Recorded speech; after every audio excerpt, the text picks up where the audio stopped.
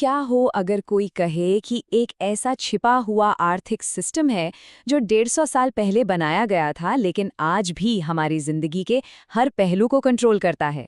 ये कहानी उसी सिस्टम की है और उस इंसान की जिसने इसे बनाया। अच्छा, इस सिस्टम को समझने के लिए ना चलिए आज की एक पहेली से शुरू करते हैं।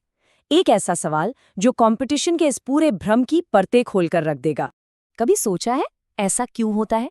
मतलब कागजों पर तो पेट्रोल की कीमतें डीरेगुलेटेड हैं, यानी एक फ्री मार्केट है, तो कायदे से तो हर कंपनी को अपनी कीमत तय करने की आज़ादी होनी चाहिए, है ना? कोई सस्ता बेचता, कोई थोड़ा महंगा, पर असल में ऐसा होता तो नहीं है। तो असलियत ये है, जिसे हम फ्री मार्केट की खुली कंपटीशन समझ रहे हैं, वो असल में है ही नहीं। ये तो एक कार्टेल है, मतलब कंपनियों का एक कह लीजिए गुप्त समझौता, जो ये पक्का करता है कि कीमतें एक जैसी रहें और सारा का सारा मुनाफा ऊपर जाता रहे। और हाँ, ये कोई नई चाल नहीं है। याद है 2016 जब जियो आया था, तो वो जो फ्री डेटा और कॉल्स थे ना, वो हमारे लिए कोई तोहफा नहीं था, वो तो बाजार से दूसरी कंपनियों को बाहर फेंकने का खर्चा था। और देखिए, कुछ ही सालों में पूरी टेलीकॉम इंडस्ट्री सिमटकर बस 3 कंपनियों में रह गई। ये वही 1500 साल पुरानी स्ट्रैटेजी है। तो सवाल ये है कि इस सिस्टम को बनाया किसने था? इस खेल की रचना एक ऐसे आदमी ने की थी जिसका नाम था जॉन डी रॉकफेलर, जो इतिहास का सबसे अमीर इंसान बना। रॉकफेलर के दिमाग को समझना बहुत जरूरी है। देखिए, उसे अपने ठग पिता से मिली चालाकी और बेरहमी, और अपनी बहुत ही धार्मिक माँ से मिला ये यकीन कि वो जो भी कर रहा है वो भगवान की मर्जी है। और ये जो कॉम्बिनेशन था ना, ये उसे बहुत खतरनाक बनाता था, क्योंकि वो अपने सबसे क्रूर कामों को भी नैतिक रूप से सही मानता था। और यही बात रॉकफेलर को इतना अलग और खतरनाक बनाती थी। वो सच में ये मानता था कि कंपटीशन तो एक पाप है, एक तरह की बर्बादी है। उसकी नज़र में वो अपने कॉम्पिटिटर्स को ख़त्म नहीं कर रहा था, बल्कि वो तो केओस को ख़त्म करके एक ऑर्डर, एक व्यवस्था ला रहा था। वो सोचता था कि वो इंडस्ट्री को ऑर्गेनाइज करके दुनिया पर एहसान कर रहा है। तो सवाल ये है कि उसने ये सब किया कैसे? रॉकफेलर ने कुछ ऐसे तरीके ईजाद किए जो आज भी हर बड़ी कंपनी की कह सकते हैं बुनियाद है। चलिए एक एक करके इन तरीकों को देखते हैं। तो पहला हथियार था वर्टिकल इंटीग्रेशन। अब इसका सीधा सा मतलब ये है कि अपना बिजनेस चलाने के लिए आपको जिन जिन चीजों की जरूरत है उन सब पर खुद का कब्जा कर लो। रॉकफेलर ने तेल के बैरल बनाने वाली फैक्ट्रियों से लेकर तेल ढोने वाले रेल के डिब्बों और गोदामों तक सब कुछ खरीद लिया। इसको ना एक चाय के उदाहरण से समझते हैं। मान लीजिए आप सिर्फ चाय बेच रहे हैं, लेकिन वर्टिकल इंटीग्रेशन में आप क्या करेंगे? आप उन सभी चीजों के मालिक बन जाएंगे जिनसे चाय बनती है। खेत, चीनी, दूध।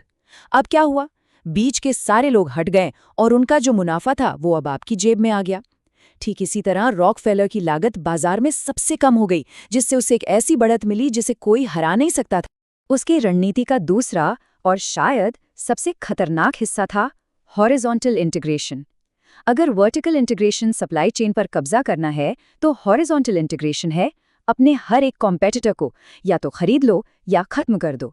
और उसने ये काम बड़ी बेरहमी से किया, जिसे इतिहासकार क्लीवलैंड मैसेकर कहते हैं। उसमें रॉकफेलर ने सिर्फ 3 महीनों के अंदर क्लीवलैंड की लगभग हर तेल रिफाइनरी पर कब्जा कर लिया।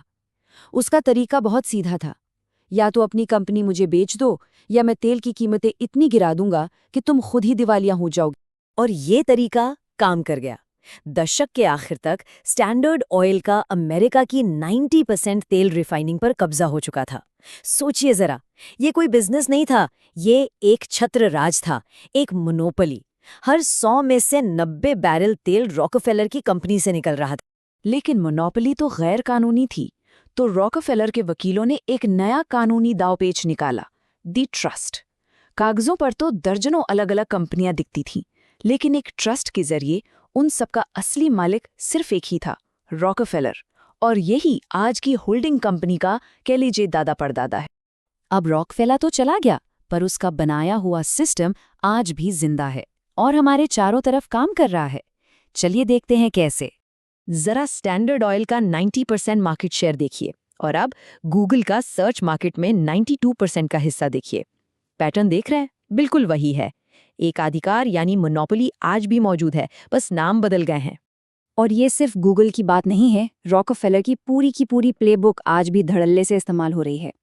शिकारी मूल्य निर्धारण जैसा जियो ने किया, वर्टिकल इंटीग्रेशन जैसा रिलायंस अपने तेल से लेकर रिटेल तक के कारोबार में करता है, और हाँ, नीतियों पर असर डालने के लिए चैरिटी का इस्तेमाल, जैसा हम कई बड़े बड़े फाउंडेशनों में देखते हैं। खेल बिल्कुल वही है।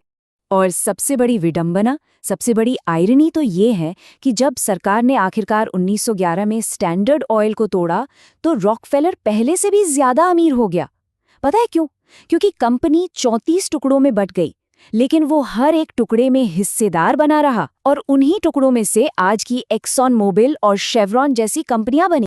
तो सवाल ये उठता है कि ये सब हमारे लिए, एक आम इंसान के लिए क्या मायने रखता है?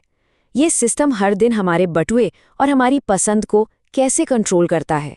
तो देखिए, हमारे सामने मोटे तौर पर 3 रास्ते हैं। पहला, इसे बस स्वीकार कर लें और बड़ी कंपनियों की दी हुई सुविधा का मजा लें।